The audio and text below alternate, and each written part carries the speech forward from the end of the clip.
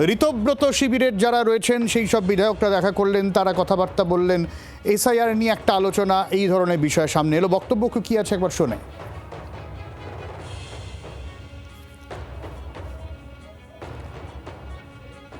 আচ্ছা, আমরা পরে শোনাবো। ঋতব্রতদেরও বক্তব্য ছিলেন।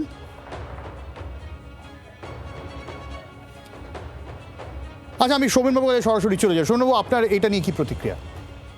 এটা নিয়ে দেখুন, একটা জিনিস আছে, এখানে প্রতিনিয়ত আমরা দেখতে পাচ্ছি যে রাজনীতি বদলাচ্ছে, প্রতিদিনের বদলানোর ছবি।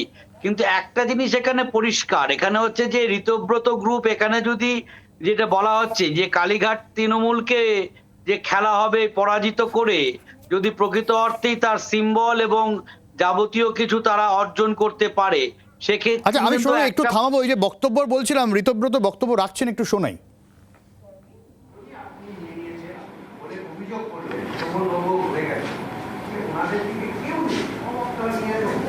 নেই মানে সবার নাম আছে তো, কারুর নাম বাদ যায়নি। এমন কোনো বিরোধী বিধায়ক নেই যে দুটো করে কমিটি পাইনি। এখন সেটাও কি উনি ঠিক করবেন নাকি? সংখ্যাগরিষ্ঠ আমরা যারা ঠিক করেছি, আমরা আলোচনা করে ঠিক করেছি।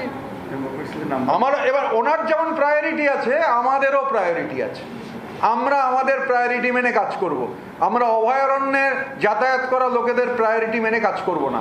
আমাদের কাছে আমাদেরটা প্রায়োরিটি, যেটা মনে করব যেটা আমাদের প্রায়োরিটি সেটা করব। অন্য কাউকে খুশি করার জন্যে, বরং এটা করেছি বলে তো বাইট দিতে পারছেন।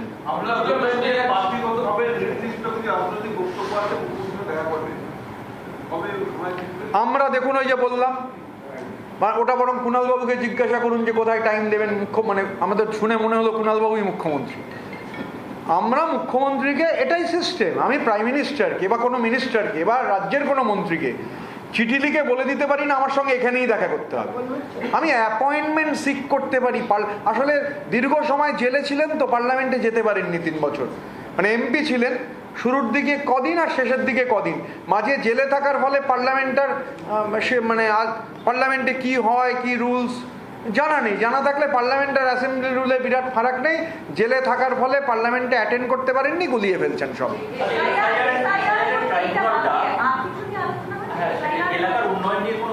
না, আমাদের আলোচনাটা আজকে মূলতই আমাদের বিধায়করা প্রায় বিভিন্ন জেলার বিধায়করা ছিলেন সেখানে। এসআইআর নিয়ে এই যে গ্রাউন্ড লেভেলের যে রিয়ালিটিটা, এই গ্রাউন্ড লেভেলের রিয়ালিটিটা আমরা তুলে ধরেছি, এই নিয়ে আলোচনা হয়েছে। আর সৌরভ যেরকম বলছিলাম আর কি, এসআইআর নিয়ে আলোচনা, অন্য কিছু নয়। কি বলবো?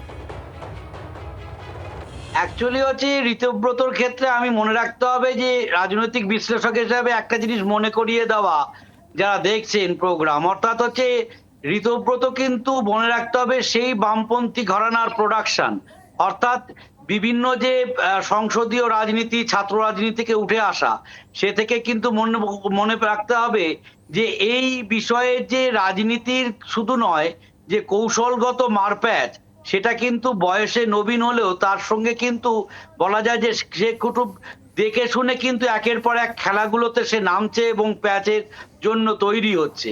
সেদিক থেকে আমি যেটা বলতে গিয়ে আটকালো, সেটা হচ্ছে যে এইখানে যদি সত্যি করেই তারা তৃণমূলের সিম্বলকে নিয়ে তারা যদি দেখা যায় যে তৃণমূলের বলা যায় যে দলটাকেই তারা এক কথায় বলা যায় হাইজ্যাক, ঠিক শব্দটা আসে না, এখানে বলা যায় প্রকৃত তৃণমূলের জায়গাটা নিজেদের এস্টাবলিশ করতে পারে, সেখানে কিন্তু বিকল্প আরেক পরিস্থিতিরও কিন্তু জন্ম দিতে পারে। অর্থাৎ ভবিষ্যতে জায়গাটাও কিন্তু আরেকটা অন্যরকম রাজনীতি, অর্থাৎ এনসিপি থেকেও কিন্তু সেই পথটা এদিকে ঘুরে আসতে পারে। ঠিক। বাংলার আওয়াজ, বাঙালির আবেগ, জি 24 ঘন্টা।